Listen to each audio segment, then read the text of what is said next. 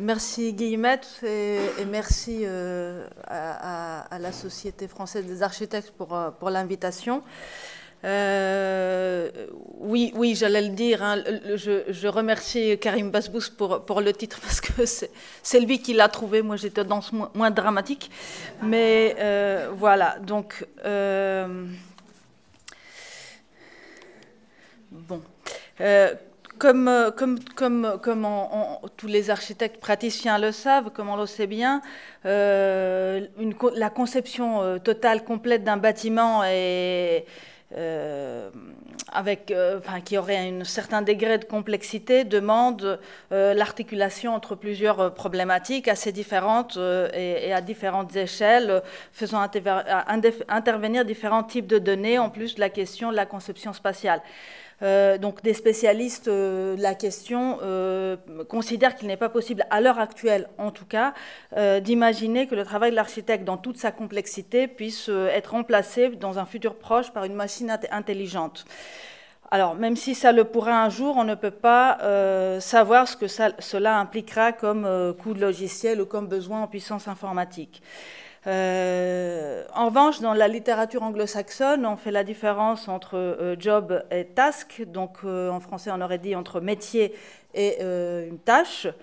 Et il est tout à fait... donc, il est possible que l'intelligence artificielle puisse se substituer à certains métiers, mais peut-être pas celui de l'architecte. Il est moins probable qu'elle puisse le faire pour d'autres, donc... mais il est indéniable qu'elle pourra remplacer de plus en plus l'humain dans certaines tâches. Dans le cas de l'architecture, la substitution de l'IA à l'architecte pour l'ensemble du travail, donc, ou presque, ne serait envisageable que dans certains cas de processus de conception et de construction qui s'appuient soit sur des technologies conventionnelles très simples, soit tout au contraire sur des processus susceptibles d'être parfaitement normalisés. Mais généralement, le travail de l'architecte se place entre les deux.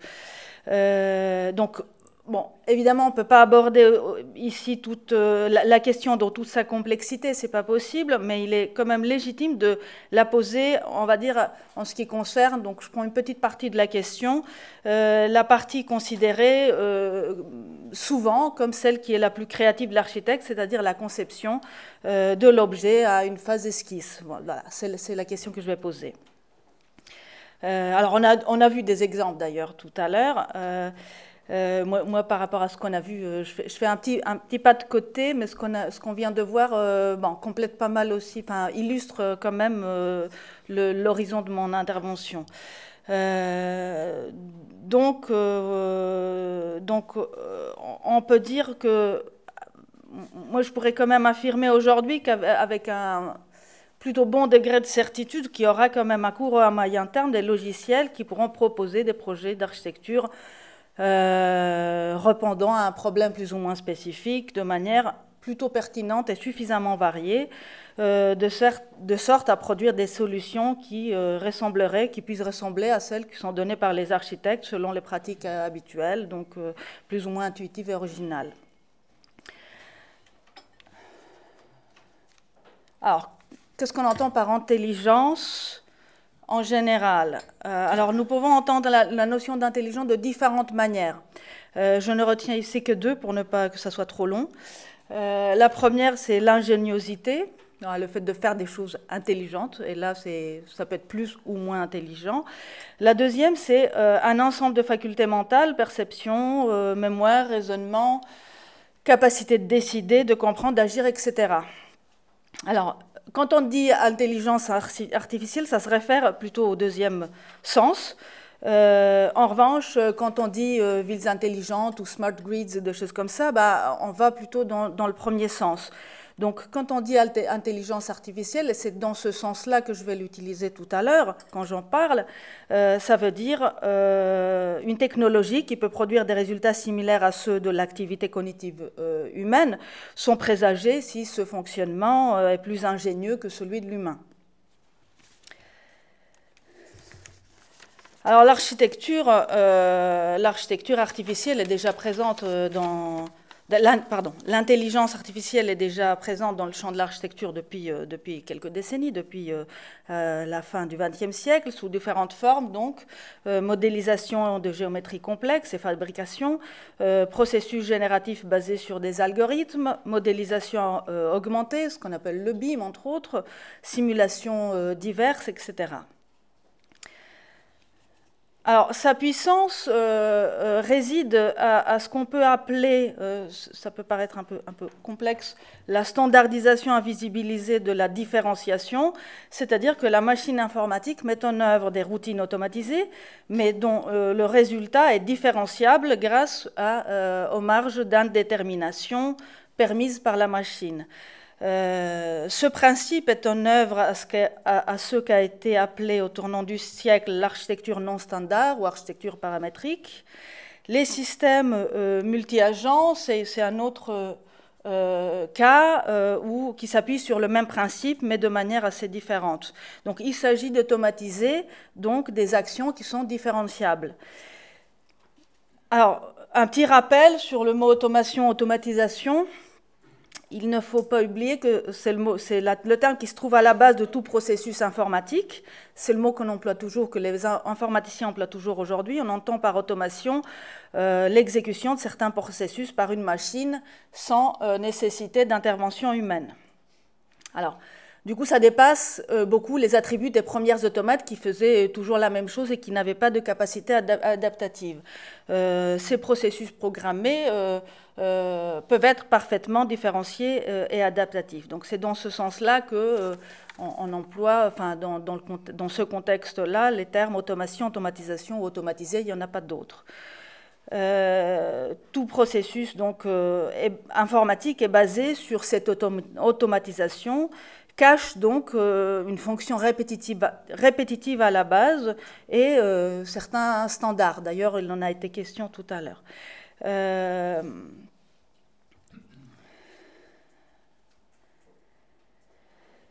Alors, l'architecture qui a été appelée l'architecture algorithmique, l'architecture d'avant-garde de la fin du XXe siècle, s'est accaparée ce type de processus génératifs qui sont capables de produire des résultats variés et même parfois imprévisibles. Cette démarche changeait le travail du concepteur, parce que le concepteur ne concevait plus une forme figée, la forme finie, mais il déterminait un processus de conception, il déterminait des règles du jeu, et la forme était le résultat de ce travail. Alors, ces pratiques ont été assez marginales, cela dit, mais elles mettaient en avant un changement important dans le rôle de l'architecte, tel qu'il est habituellement perçu. Mais ce qu'il faut souligner, c'est que loin de dissoudre l'acte créatif dans l'univers algorithmique, cette architecture qui était dite évolutionnaire au départ, paramétrique, computationnelle ou non standard, non seulement n'a pas effacé le rôle prescripteur de l'architecte, mais elle l'a exacerbé et elle a tenté de donner un éclat nouveau à la figure du créateur, qui reste le maître du processus de conception. Et il s'agit toujours des pratiques originales, on va dire. Alors, qu'est-ce qui se passe avec l'apprentissage automatique, ce qu'on appelle aujourd'hui le machine learning? Voilà, c'est la technologie où est appuyée les évolutions les plus marquantes aujourd'hui, ChatGPT, les générations d'images par machine learning, etc.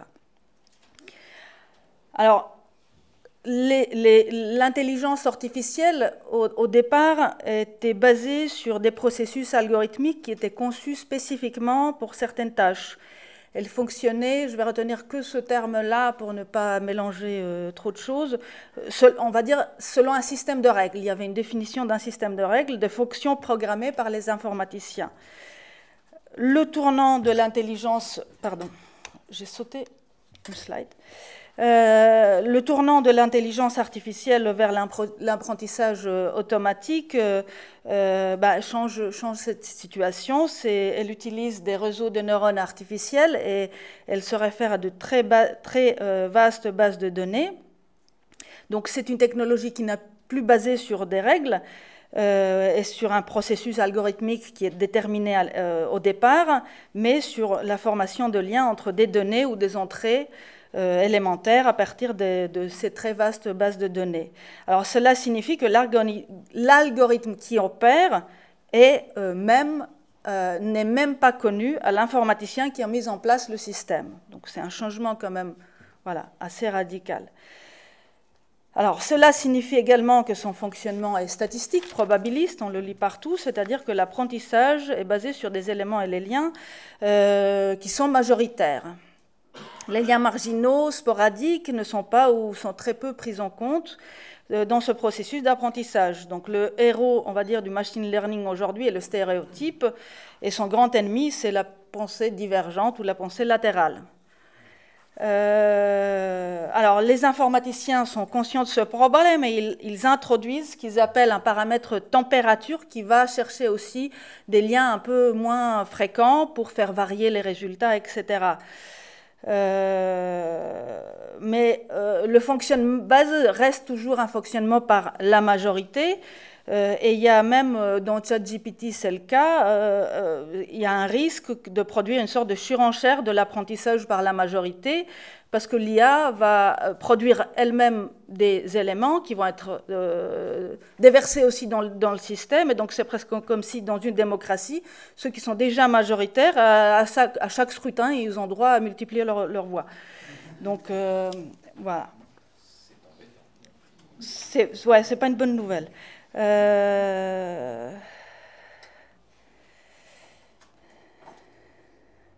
Alors, est-ce qu'un tel fonctionnement pourrait être imaginé pour l'architecture? Ce n'est pas le cas pour l'instant, c'est-à-dire ce qu'on a vu tout à l'heure, c'est plutôt des générations d'images, ce n'est pas le bâtiment, c'est pas la conception totale du bâtiment. Aujourd'hui, il n'y a pas des bases de données qui puissent permettre, parce que ça demande des milliards d'éléments, et il n'y a pas de base de données qui soit compatible, etc., qui puissent permettre d'imaginer, de générer vraiment un bâtiment à partir de cette méthode, mais ça pourrait venir un jour.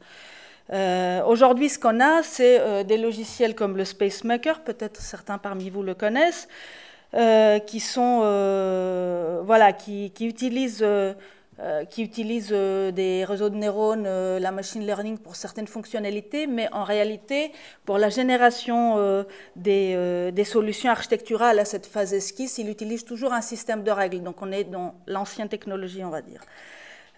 Donc le résultat, c'est que la conception, elle est assez limitée en ce qui concerne la variation formelle.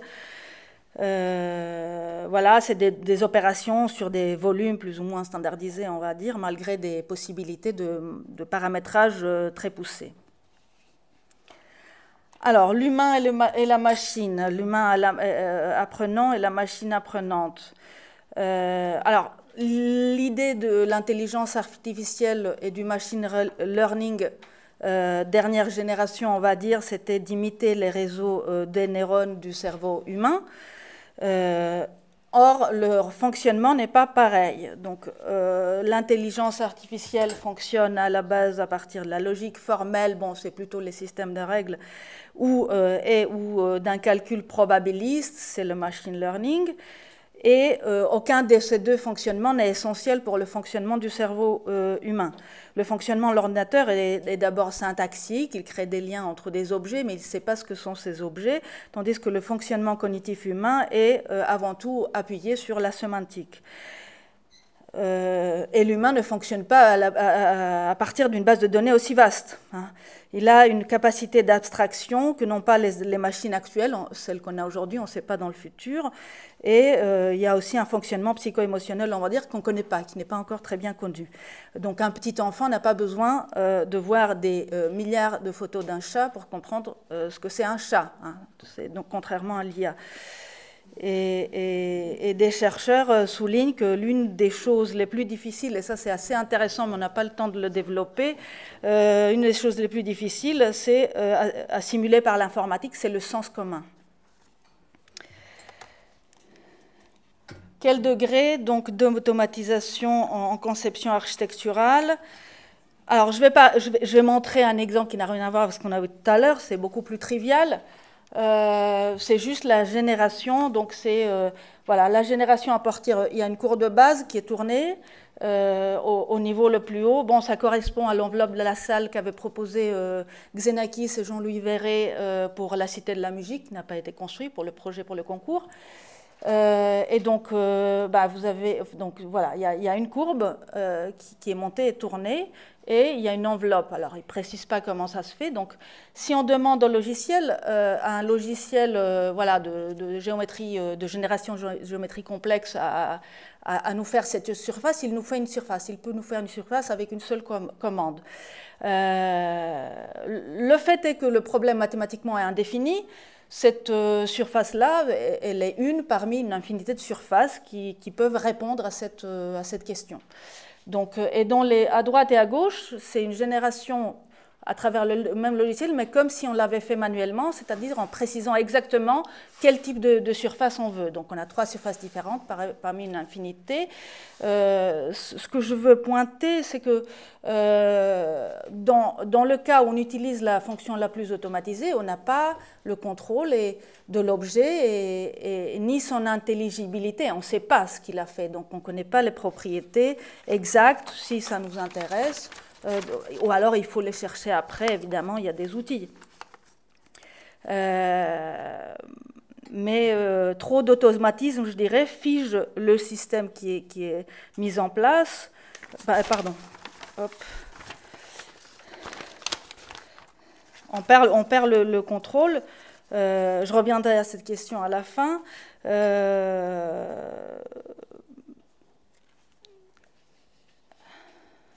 Et on n'a pas complètement le contrôle de l'objet, en fait. Alors, c'est le prix à payer à cet automatisme. C'est-à-dire, ce qu'il faut garder, c'est qu'on gagne quelque chose, on a un résultat plus rapidement, plus automatique, mais on perd en termes d'intelligibilité.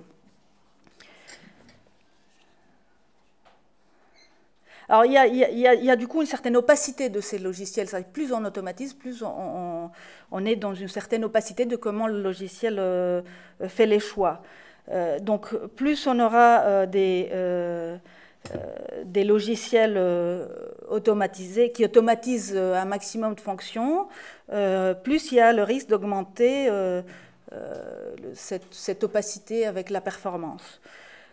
Donc, les processus génératifs avec des logiciels comme SpaceMaker, qu'on a vu tout à l'heure, font un choix en amont, en fait. Ils ne vous présentent pas toutes les solutions possibles. Ils font un choix en amont de ces solutions parce qu'ils les jugent pour certaines raisons les plus pertinentes, mais le processus de ce choix n'est pas vraiment compris par l'utilisateur. Donc, la question qui se pose, c'est de savoir quel est le degré pertinent d'automatisation dans un processus de conception. Alors, une deuxième remarque, elle est très triviale, mais on peut bien l'imaginer. Si on imagine des scénarios où l'intelligence artificielle puisse générer, comme ChatGPT, des textes, comme ChatGPT génère des textes et l'IA pourra générer des images de bâtiments, c'est ce qu'on a vu d'ailleurs dans la présentation d'avant, à partir d'une base de données, il ne peut pas aller beaucoup plus loin de ce que sont ces bases de données.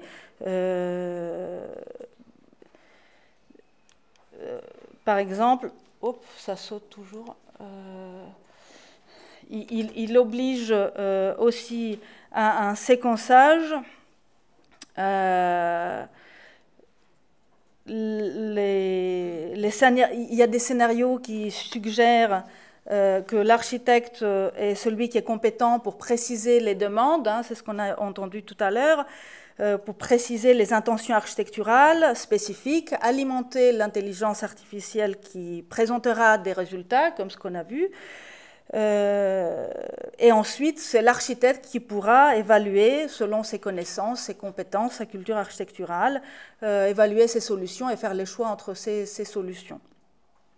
On peut donc affirmer que dans ce cas, l'architecte utilise toujours ses compétences propres tout en étant assisté par une intelligence artificielle. Alors, en revanche, ces processus génératifs supposent de séparer la résolution du problème en une phase où l'on pose la question avec toutes les données au départ qui vont avec et une phase où les solutions sont générées. hein. Donc il y a un séquençage très, très spécifique et très contraignant. Mais ce n'est pas de cette manière que fonctionne forcément un architecte. Donc l'architecte, il va enrichir la demande initiale par des intentions plus fines qui vont guider vraiment le projet.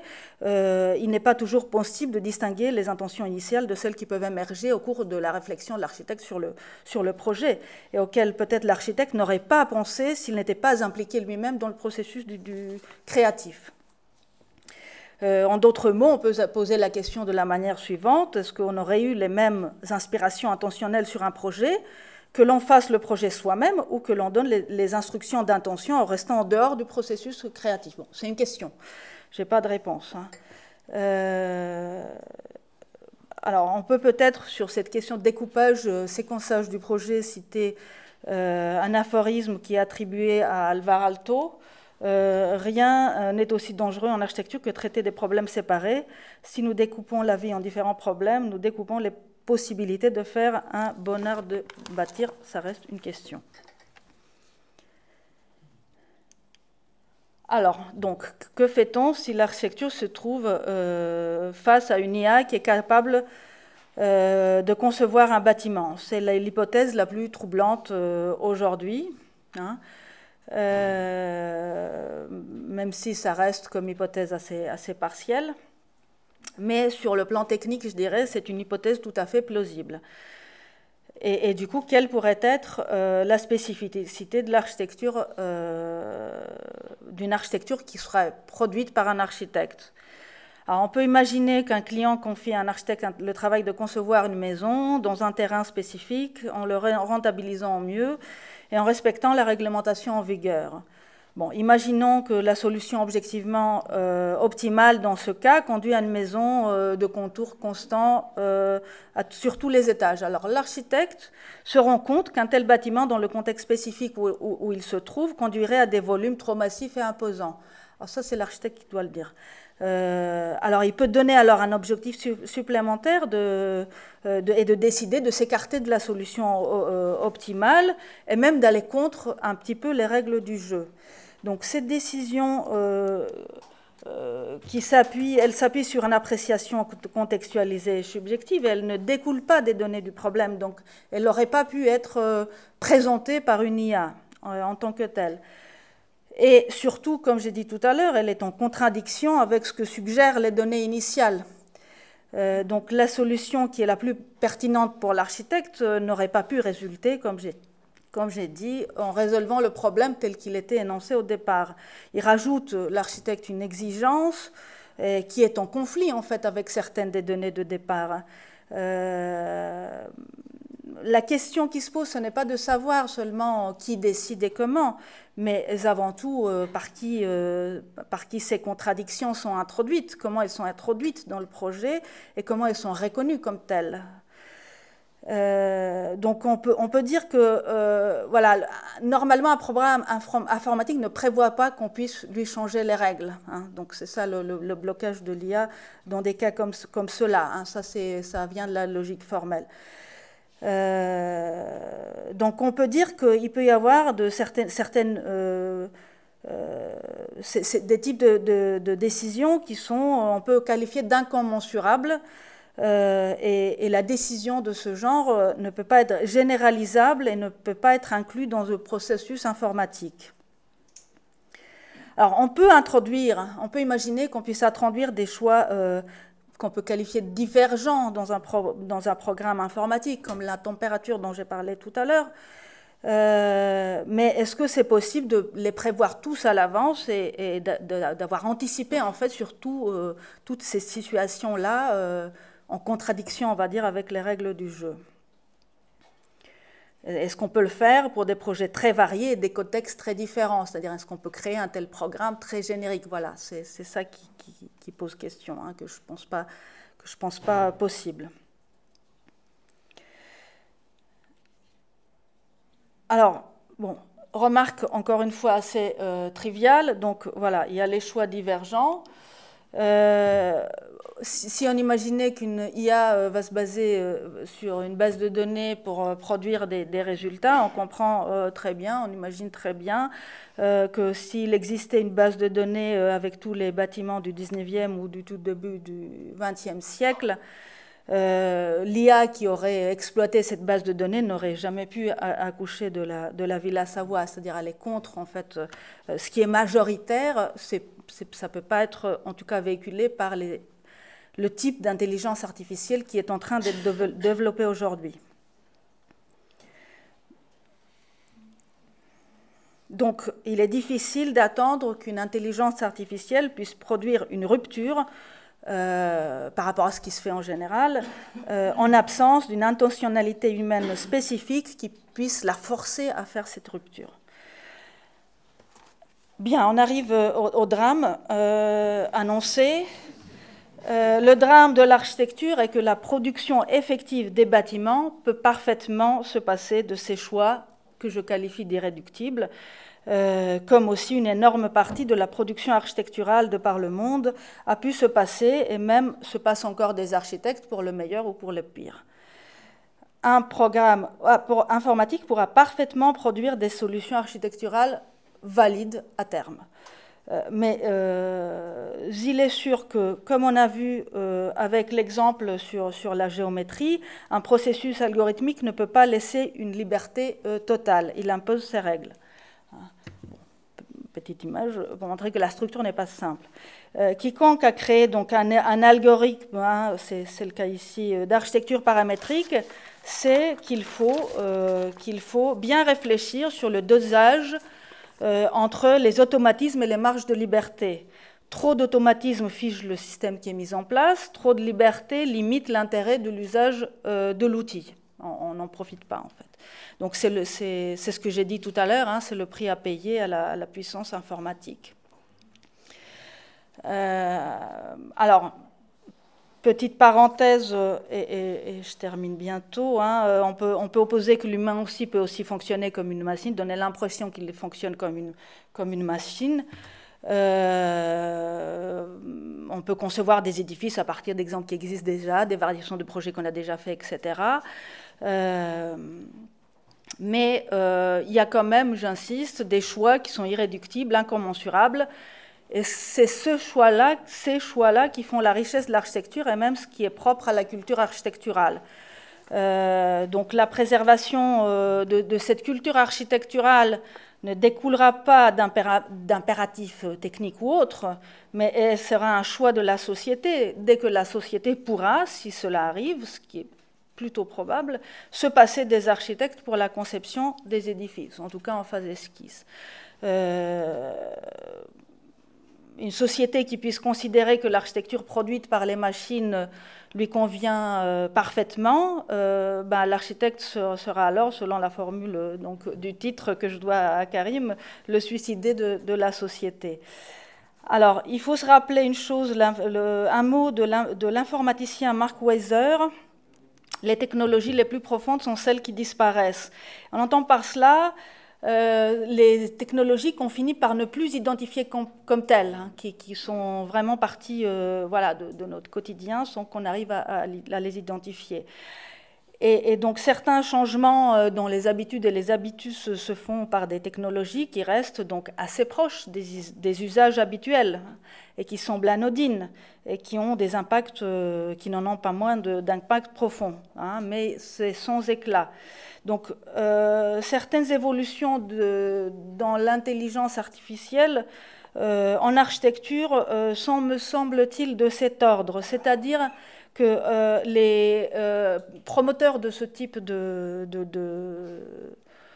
d'outils technologiques affirment que ces outils sont une aide pour l'architecture sans prétendre se substituer à l'architecte. Hein? Ils pourront toutefois, ils ont un caractère technocratique peu dissimulé d'ailleurs. Il y a un attachement à l'optimisation, à la quantification, parenthèse qui est assez illusoire en réalité, un attachement au rendement, à la performance. Donc voilà, c'est des outils qui nous aident, mais en même temps, ils peuvent modifier de façon un peu subreptice, et mais peut-être assez décisive, nos manières de faire et penser l'architecture. Ils peuvent déplacer le poids de certains choix, inverser l'ordre des priorités de l'architecture et de ses valeurs. Voilà. Je finis avec un post-scriptum, on va dire, la valeur pour forcer un petit peu le trait sur la valeur de la contradiction. Donc, j'en ai parlé tout à l'heure. L'un des chantres donc, du postmodernisme bien connu, Robert Venturi, a publié en 1966 ce livre traduit en français sous un autre titre, mais dont le titre original est Complexity and Contradiction in Architecture. Et il donne des démonstrations pour appuyer sa thèse principale, qui est de dire que les édifices les plus intéressants dans l'histoire de l'architecture sont ceux qui ont un degré de complexité et qui contiennent des contradictions. Et donc la contradiction est entendue par Venturi ici dans un sens assez spécifique, qui suppose une certaine interprétation des éléments qui composent l'objet architectural. Mais ces contradictions, plus ou moins intentionnelles et assumées, plus ou moins intuitives, font probablement partie des choix que seule une intelligence que les informaticiens appellent intelligence générale puisse motiver et mettre en œuvre. Alors l'intelligence générale que dont parlent les informaticiens et qui est un peu leur horizon, considère qu'elle est inaccessible à la puissance informatique, en tout cas aujourd'hui. Voilà, j'ai fini, j'espère n'avoir pas trop dépassé.